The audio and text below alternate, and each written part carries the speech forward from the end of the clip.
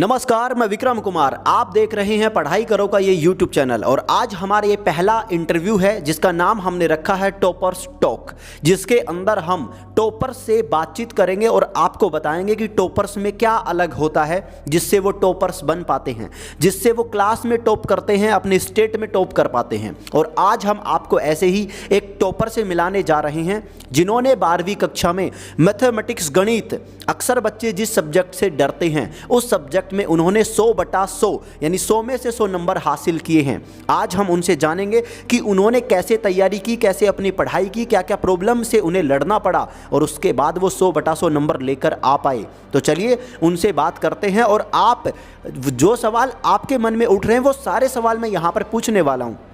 अगर और भी कोई सवाल हो तो आप कमेंट बॉक्स में लिखना ना भूलें और ऐसे वीडियो हम आपके लिए लेकर आते रहेंगे। चैनल को सब्सक्राइब करके हमें सपोर्ट करना बिल्कुल मत भूलिएगा। ये हम वेलकम करते हैं हमारे भाई कुणाल सेन का। चलिए मिलवाते हैं।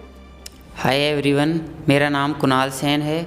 मैंने इसी साल 12वीं की कक्षा उत्तीर्ण की है और मेरे मैथ में 100/100 नंबर हैं। तो चलिए एवरीवन, हम कुणाल से वो सवाल पूछना चाहेंगे जो सवाल आपके दिमाग में, आपके जहन में उठ रहे होंगे कि टॉपर्स ऐसा क्या अलग करते हैं जिससे वो टॉपर बन पाते हैं। कई बार तो हमें ये भी लगता है कि पता नहीं टॉपर्स ऐसा क्या खाते होंगे जिससे उनका दिमाग तेज चलता होगा और वो टॉपर बन पाते होंगे। लेकिन फिर भी हम आपको हर एक सवाल का यहाँ जवाब देने वाले हैं। सवाल नंबर फर्स्ट, हम इनसे मोटे मोटे 10 सवाल पूछेंगे जो सवाल आपके मन में उठ रहे होंगे। पहला सवाल हम इनसे पूछना चाहेंगे कि कुणाल सुबह कितने बजे उठते थे। मैंने आपको पहले बता दिया है कुणाल के गणित में 100/100 नंबर है। हम केवल टॉप सब्जेक्ट की बात कर रहे हैं, बाकी सब्जेक्ट की ओवरऑल लास्ट में बात करने वाले हैं। तो देखिए, सबसे पहले जानते हैं कि कुणाल कितने बजे उठते थे और कितने बजे सोते थे। आप भी ध्यान रखिएगा, आपको अगर टॉपर बनना है तो कम से कम कितने बजे उठना होगा। आप कितने बजे उठते थे? मैं 5:30 बजे या 5 बजे के लगभग उठ जाता था। और सोते कितने बजे थे? सोते 10 या 10:30 के लगभग सो जाता। कुणाल 5 साढ़े 5 बजे उठते थे और 10 साढ़े 10 बजे सो जाते थे। और इससे लेट नहीं सोते थे आप कभी भी? कभी कभार हो जाता, जैसे लास्ट में परीक्षा के मैंने 11-12 बजा देता था रात की। सुबह कितने बजे उठते थे उस टाइम पे? सुबह भी 5 साढ़े 5 उठता था। ठीक है, तो इनका उठने का टाइम फिक्स था। हाँ, सोने का टाइम भी ऑलमोस्ट फिक्स था, लेकिन परीक्षा के टाइम पे थोड़ा सा एक्स्ट्रा ये पढ़ते थे रात को। तो आप भी ध्यान रखें, अगर आप भी बोर्ड एग्जाम दे रहे हैं या तैयारी कर रहे हैं तो अपना सोने का उठने का टाइम डिसाइड कर लें। 2 नंबर पे हम बात करते हैं कि कुणाल किस टाइम पर पढ़ाई करते थे। हमारे दिमाग में एक सवाल आता है कि सबसे बेस्ट टाइम कौन सा होता है पढ़ाई करने का। तो जानते हैं इनके अकॉर्डिंग कौन सा टाइम है। आप कौन से टाइम पे पढ़ाई करते थे? मैं रात के समय ज़्यादा पढ़ता था, सुबह तो जल्दी उठा नहीं जाता था, इस कारण। ठीक है, तो ये अक्सर रात को ही ज़्यादा पढ़ पाते थे। फिर भी आप कितना घंटे पढ़ाई करते थे? लगभग कितना घंटे? लगभग भी कुछ होगा। लगभग 5 घंटे। 5 घंटे पढ़ते थे लगभग दिन में। रोजाना आप 5 घंटे पढ़ते थे? हाँ, रोजाना पढ़ता है। ठीक है, लगभग कुणाल रोजाना दिन में 5 घंटे पढ़ते थे। अब जानते हैं कि 5 घंटों में गणित कितनी देर पढ़ते थे, जिसमें 100/100 आए हैं। तो आप गणित कितनी देर पढ़ते थे? 1.5 घंटा लगभग रोजाना 1.5 घंटे अपने घर पे जाकर पढ़ते थे। और गणित की आपकी क्लास भी होती होगी स्कूल में? हाँ। तो 1-1.5 घंटा की स्कूल में क्लास होती होगी, तो 1-1.5 घंटा आप स्कूल में पढ़ते थे गणित को, फिर आप घर जाकर उसको 1.5 घंटा और पढ़ते थे। कहीं ट्यूशन करते थे आप?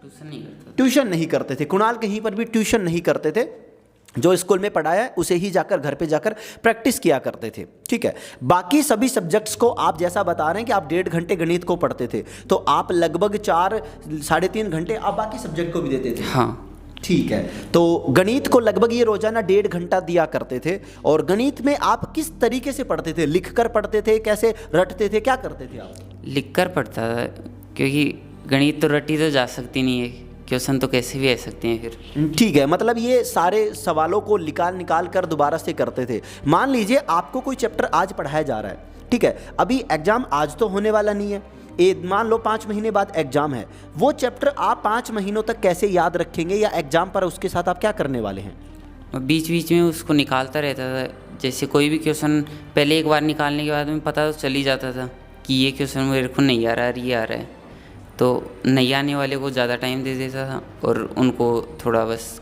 तो लगभग कितने दिनों में आप दोबारा से उस चैप्टर का रिवीजन किया करते थे? मतलब वो 15-20 दिन के बाद में। लगभग हर 15 से 20 दिन के अंदर जो चैप्टर पहले पढ़ चुके हैं उसका रिवीजन भी करना होता है, रिवीजन भी कर रहे हैं, और साथ में उन सवालों को ज़्यादा टाइम दिया जाता है जो अक्सर हमें फंसाते हैं, उनको नहीं देते। जो एक बार हो गया अच्छी बात है, लेकिन जो नहीं हो रहा है उनको अक्सर ज़्यादा टाइम दिया जाता है। ठीक है, चलिए, आपने जैसा अभी हमने बात कर रहे कि सबसे बेस्ट टाइम कौन सा होता है पढ़ाई करने का, तो आपने बताया कि शाम का टाइम आपके अकॉर्डिंग बेस्ट होता है। मेरे अकॉर्डिंग शाम का टाइम ही। ठीक है, तो इनके अकॉर्डिंग शाम का टाइम बेस्ट होता है, क्योंकि सुबह सुबह अक्सर नींद अच्छी आती है, और आजकल तो सर्दियां चल रही हैं, वैसे सुबह नहीं उठ पाते, तो शाम का टाइम ही अच्छा होता है। देखो, कोई भी टाइम हो, सुबह हो, शाम हो, दोपहर हो, फ़र्क नहीं पड़ता। सबसे मेन मकसद आपको पढ़ाई करनी चाहिए, बस आपको पढ़ाई करते रहना चाहिए। अब मेन बात करते हैं कि आपने नोट्स कैसे बनाए हैं, क्योंकि नोट्स भी बहुत एक अच्छी कला होती है, नोट्स बनाने वाले लोग बहुत गजब के नोट्स बनाते हैं। तो आपने अपने नोट्स कैसे बनाए हैं? मैंने नोट्स एक बार तो टीचर ने करवा दिए थे। ठीक है। फिर उनके बाद मैंने अलग से एक कॉपी डाली, जिसमें उनको मैं एक बार में देखने के बाद मेरे को पता चल जाए, जिसको जो याद था वो तो दोबारा देखने की ज़रूरत पड़ती थी नहीं। थोड़ा देख लेता था, थोड़ा शॉर्ट में लिख लेता था उसको अलग कॉपी के अंदर। चलिए, तो ये कहना चाह रहे हैं कि आपको स्कूल में जो पढ़ाया जा रहा है आप उसके लिए अलग से कॉपी रखें, उसको लिख लें, लेकिन घर जाकर उसी से आप अपने शॉर्ट नोट्स एक अलग नोटबुक में ज़रूर बनाएं, यही कहना चाह रहे हैं आप? तो आपको शॉर्ट नोट ज़रूर बनाने चाहिए हर सब्जेक्ट के। मैथ का भी आपने शायद ऐसा ही किया होगा। नहीं, मैथ का मैंने ऐसे नहीं किया। बाकी सबका किया है? बाकी सबका किया है, पर मैथ को मैथ को आपने मैथ का कैसे किया, ये जानना चाह रहे हैं? मैथ के अंदर तो मैंने अलग एक रफ कॉपी के अंदर वो निकाल लेता था बस उनको ही। ठीक है, ये इन्होंने मैथ के अंदर तो अलग से कॉपी नहीं डाली, बट बाकी सभी सब्जेक्ट के लिए शॉर्ट नोट्स की कॉपी डाली, और मैथ में इन्होंने केवल रफ नोटबुक रखी, और रफ नोटबुक में जितने ज़्यादा सवाल प्रैक्टिस कर सकते हैं उतने इन्होंने प्रैक्टिस की है। बट मैंने कई बार ये सुना है कि बोर्ड एग्जाम के अंदर कॉपी भरने के नंबर मिलते हैं। आपको क्या लगता है, कॉपी भरने के नंबर मिलते हैं या सही आंसर छोटी लैंग्वेज में लिखने के नंबर मिलते हैं? मैंने तो सही आंसर ही किया और छोटी लैंग्वेज में ही किया, पर मेरे फिर भी नंबर पूरे आए हैं इसमें। तो मतलब हम ये कह सकते हैं कि जो लोग ये बोलते हैं कि आप तो केवल कॉपी भर दो, पन्ने भर दो, नंबर आ जाएंगे, तो ये बात बिल्कुल गलत आप बोल रहे हो कि ये बात बिल्कुल गलत है? एकदम गलत है। तो मतलब बात यही है कि देखो, फ़र्क नहीं पड़ता, आंसर छोटा है तो आप उसे छोटा ही लिखोगे, फालतू में फैला कर बड़ा करने में लिखने की कोई ज़रूरत नहीं है। हाँ, कई बार हो जाता है कि आपने ज़्यादा लिखा है इसलिए ज़्यादा नंबर गलती से वहाँ पे दे दे या मिल जाए, लेकिन हर बार ऐसा नहीं होता। आंसर आपका छोटा शॉर्ट रूप में है, कोई फ़र्क नहीं पड़ता, लेकिन सही और सटीक होना ज़रूरी है। आप देखो, मैथ के अंदर अक्सर होता क्या कि हम बहुत सी बार स्टेप को खा जाते हैं, बीच में स्टेप नहीं लिखते पूरी, तो आप पूरी स्टेप लिखते थे या फिर कुछ स्टेप मिसिंग करते थे? नहीं, स्टेप तो पूरी लिखता था। अच्छा, मतलब पूरी स्टेप लिखनी होती है आपको, बीच में स्टेप नहीं खानी होती कि पूरी स्टेप लिखोगे तभी पूरा नंबर होगा? स्टेप तो बीच में काटता नहीं था, कोई लैंग्वेज जरूर छोड़ देता था बीच में। चलिए, लैंग्वेज का चल सकता है, बट स्टेप आपको पूरी की पूरी वहाँ पर लिखनी चाहिए। और जैसा इन्होंने पहले रिवीजन का भी बता दिया कि रिवीजन ये हर 15-20 दिन से रिवीजन करते रहते थे, और रिवीजन करना ज़रूरी है, वरना आपके चैप्टर्स आपसे नहीं हो पाएंगे। स्कूल में आपकी लगभग कितना घंटे क्लास चला करती थी? लगभग 6 घंटे। और एक्स्ट्रा क्लासेस भी हुआ करती थी शायद? एक्स्ट्रा क्लासेज नहीं होती। तो केवल 6 घंटे, जैसे कि आप सभी की होती है रोजाना, वैसे ही 6 घंटे की इनकी क्लासेस हुआ करती थी। ठीक है, अब एक सबसे मेन बात हम आपको बता दें जो अभी तक मैंने आपको नहीं बताई है खास तौर पर। देखो, आप जिस किसी भी स्कूल में जाते हो वो स्कूल आपके घर के नज़दीक हो सकती है। आप उस स्कूल में जा रहे हो तो स्कूल का व्हीकल, उस स्कूल की बस आपको लेने के लिए आती हो, आप उसमें बैठकर आराम से चले जाते हैं। लेकिन कुणाल के साथ ऐसा बिल्कुल भी नहीं था। कुणाल अपने घर से 25 किलोमीटर दूर स्कूल में जाता था, क्योंकि ये गांव से बिलोंग करता है, और सबसे बढ़िया बात ये मेरे गांव से ही बिलोंग करता है। तो मेरे गांव से 25 किलोमीटर दूर शहर है जहां पर ये पढ़ने जाता था 12वीं कक्षा, क्योंकि साइंस के स्कूल वहीं पर है। और वहां जाने के लिए क्योंकि इसकी फैमिली सिचुएशन इतनी ख़राब थी कि ये स्कूल की फ़ीस भी टाइम पर नहीं भर पा रहा था, और उसी वजह से ये बस तो छोड़ो, बस तो ऑप्शन ही नहीं हो सकता, क्योंकि जब फीस टाइम पे नहीं भर पा रहा तो बस का किराया तो कहाँ से दे सकता है। इसी वजह से ये अक्सर ट्रेन से आया जाया करता था, और ट्रेन से आने जाने में इसका बहुत ज़्यादा टाइम 2-3 घंटे तो कम से कम हम मान सकते हैं जो ख़राब हुआ करते थे, क्योंकि घर से 3 किलोमीटर दूर रेलवे स्टेशन, वहाँ से फिर शहर आना, शहर से फिर स्कूल जाना, क्योंकि रेलवे स्टेशन से स्कूल जाना, वहाँ से वापस आना, फिर वहाँ से वापस जाना, और वापस जाने में लगभग 3 घंटे ख़राब हो जाते थे। और 3 घंटा एक बहुत बड़ा टाइम अमाउंट होता है जिसके अंदर आप बहुत अच्छा रिजल्ट दे सकते हैं। तो आपने ये जो देखो, बहुत सी बार क्या होता है, हमारी फैमिली में प्रॉब्लम्स चल रही होती हैं, कई बार क्योंकि आप भी मिडिल क्लास फैमिली से बिलोंग करते हो, हम भी मिडिल क्लास से करते हैं। तो मिडिल क्लास फैमिली में अक्सर प्रॉब्लम चलती है, हम टाइम पे स्कूल की फीस नहीं दे पाते, तो हमारे भी दिमाग पे कई बार प्रेशर होता है। स्कूल वाले हमें कहते हैं कि आपने फीस जमा नहीं करवाई, खड़े करते हैं, बेइज्जती करते हैं। तो आपको उस टाइम पे क्या फीलिंग आती थी कि उस वजह से आपकी पढ़ाई कहीं ना कहीं तो डिस्टर्ब हुई होगी जरूर? डिस्टर्ब तो होती थी पर तो आप उस प्रॉब्लम को कैसे हैंडल करते थे? जो प्रॉब्लम, जो फैमिली प्रॉब्लम थी, जो पैसे की प्रॉब्लम थी, उन्हें कैसे हैंडल करते थे, अपनी पढ़ाई से कैसे दूर रखते थे? कुछ मतलब कुछ भी आपका ऐसा कोई तरीका जिससे आप अपने डिस्टर्ब को दूर करते थे, उसके बारे में कुछ तरीका आपने अपनाया होगा कि उन चीज़ों को कैसे आप इग्नोर करते थे? कुछ तो आपने ऐसा किया ही होगा जरूर। ध्यान तो देता था पर फिर भी अब घर वालों को कुछ कह नहीं सकता था ज़्यादा। क्यों? देखो, जब सिचुएशन वास्तव में ख़राब हो तो हम कुछ कर भी नहीं सकते, क्योंकि स्कूल में हम एक बिल्कुल छोटे बच्चे की तरह होते हैं और उस टाइम पे हम कुछ खुद भी नहीं कर पाते और घर वालों से भी हम क्या उम्मीद रख सकते हैं। लेकिन फिर भी आप प्रॉब्लम भी हो तो प्रॉब्लम से थोड़ा सा इग्नोर करें, क्योंकि देखो जब ख़राब समय चलता है तो बहुत सारी और भी प्रॉब्लम्स खड़ी होती हैं। तो मैं आप सभी को घुमा फिरा के बस एक ही मुद्दा बताना चाहूँगा। अगर आप भी चाहें तो आप अपनी क्लास में टॉप कर सकते हैं, स्कूल में टॉप कर सकते हैं, अपनी स्टेट में टॉप कर सकते हैं, केवल मेहनत की बदौलत। और मेहनत आपको करनी होगी। आपके घर में प्रॉब्लम हो सकती है, फैमिली में प्रॉब्लम हो सकती है, किसी भी चीज़ की प्रॉब्लम हो सकती है।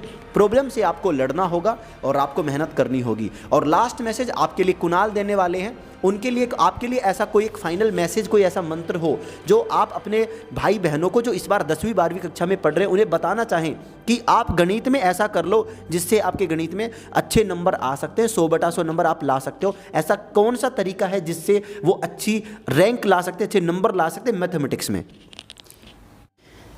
एक बार तो सर पढ़ा देते हैं, फिर उसको घर पर जाके देखना पड़ता है। फिर उसके लिए अलग से ऐसे मानो 15 या 20 दिन के बाद वापस से देख लेना तो वो याद हो जाते हैं फिर। चलिए, तो अब मैं आपको बता देता हूँ कि ये कहना क्या चाह रहे हैं। ये कहना चाह रहे हैं कि आपको जो भी स्कूल में पढ़ाया जाता है उसे आपको एक बार घर वापस आकर ज़रूर पढ़ना है, घर आकर ज़रूर प्रैक्टिस करना है।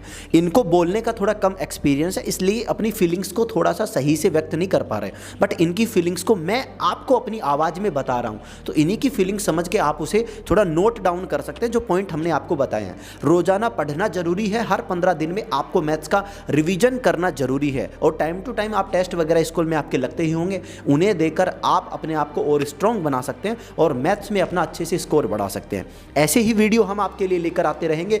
ये था हमारा टॉपर्स टॉक का पहला वीडियो, पहला शो। आपको कैसा लगा आप हमें ज़रूर बता सकते हैं। आपके सवालों के जवाब हमने दिए, कुणाल ने आपके सवालों के जवाब दिए। तो हमारे लिए और कुणाल के लिए इस वीडियो को लाइक कर सकते हैं, वीडियो को अपने दोस्तों के साथ शेयर करें जो इस बार 10वीं 12वीं कक्षा में पढ़ रहे हैं, और चैनल को सब्सक्राइब करना बिल्कुल भी ना भूलें। हम भी आपके लिए स्पेशल मैथमेटिक्स की क्लासेस लेकर आ रहे हैं 12वीं कक्षा के लिए, चाहे आप किसी भी स्टेट से बिलोंग करते हो, कोई सी भी बुक आपके पास चलती हो, हम सभी को कवर करेंगे, नो टेंशन रहिएगा।